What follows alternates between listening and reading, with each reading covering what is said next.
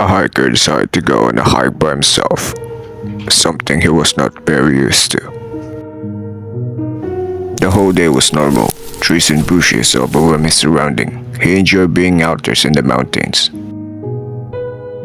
Nothing seemed strange to him. That was until he was making his way back to his car. He figured an 8-hour hike was good enough. His phone died. The sky was getting dark and he needed to get back fast. What was odd was how much he didn't recognize the trail back. He began to panic. Night had already taken over, and all he had was a flashlight and no clue on how to get back. He knew it was already too late and too dangerous to keep going through the perilous forest. He began to worry that he would have no shelter for the night, when almost luckily enough, he stumbled across a broken down cabin. It was dark, and seems like no one had visited it in years. But he knew it was the only place where he could rest until daylight, especially since his flashlight was running out of battery. He knocked on the door a few times, but no one answered, so he let himself in where, strangely enough, a perfect bed fitted for one person awaited him at the center. He knew that if the owner came back, he could explain himself. He was sure that the owner would be minded or was even probably dead. So he went ahead and got himself comfortable in bed. As he tried to sleep, he couldn't ignore the collection of paintings around the room. Portraits of strange-looking people all peering at him, each wearing a smile that sent chills up to his spine. Not too long after his exhaustion from the hike got the best of him, and he was able to ignore the faces.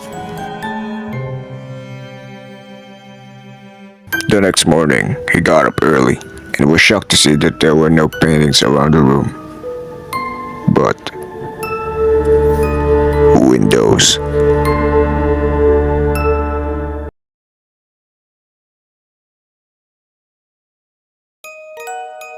A man just moved into an apartment and heads to the receptionist to get his keys. The receptionist gave him the key with a smile but warns him not to disturb the door with no number on his floor. He wondered why but didn't bother to ask.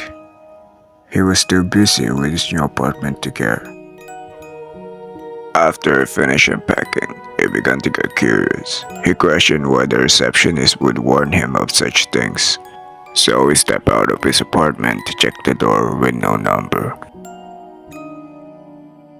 He tried the doorknob first, but it was locked. So instead, he got onto his knees and peeked through the keyhole.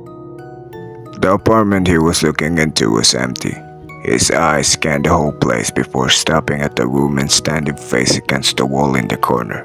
He noticed her pale skin and long black hair before stepping back, suddenly feeling perverted in a way for invading someone else's privacy. He brushed it off, assuming she was someone that did not want to be disturbed.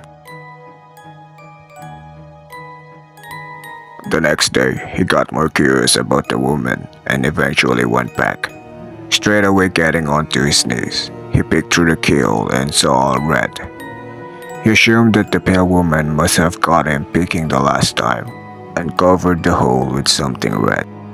He left the door alone and instead went down to the receptionist to ask her questions. The receptionist sighed and asked, "You looked through the keyhole, didn't you?" He admitted to it, and so she felt obliged to tell him the story.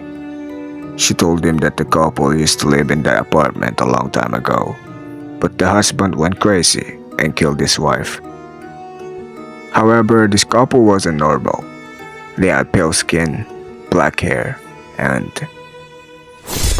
red eyes.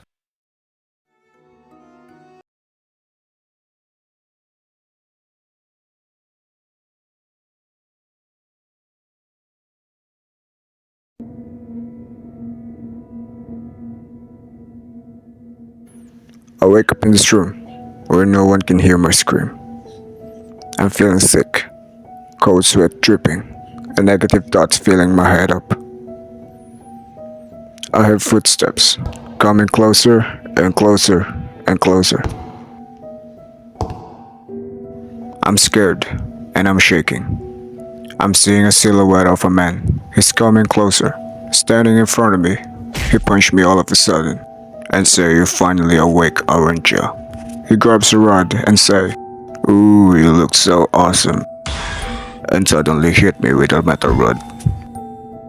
I'm writhing in so much pain while asking him to stop. But he said, "Shut the fuck up. Do you know what I went through because of you? It was hell." I said, "I don't know what you're talking about." I'm confused because all I can see is a man in a black dress. Then I hear him say, "I'm done. I can't take it anymore, you loser." He hit me with a metal rod again, and I lose my consciousness. I regain consciousness and could not feel my body. How many days have passed? The man is standing and smiling. He said, "You can disappear now. No one needs you anyway. Look at you." While the blood gradually blocked my vision, I finally see the face of that man. The man that's standing in front of me. The man who trapped me here to make me suffer. The man in the black dress is me.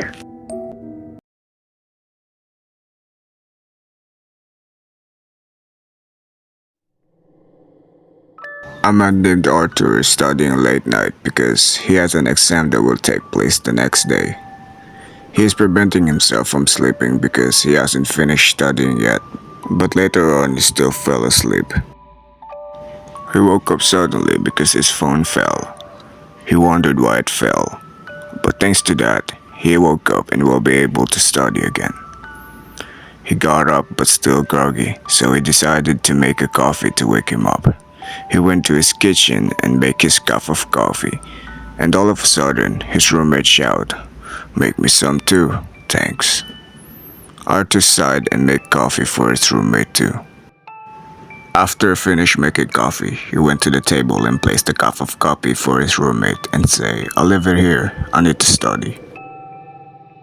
He then proceeds to his room and starts studying. A lot of time passed before he realized that it was midnight and he needs to sleep.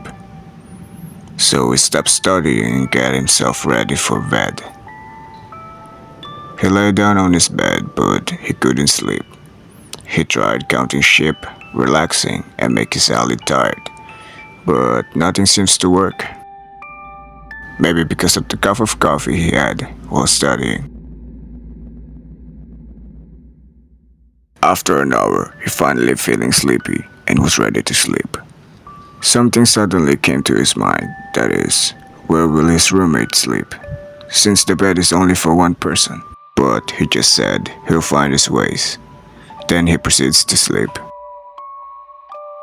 He would suddenly feel scared and nervous because he realized something's off. That is, he was living alone and he didn't have a roommate at all.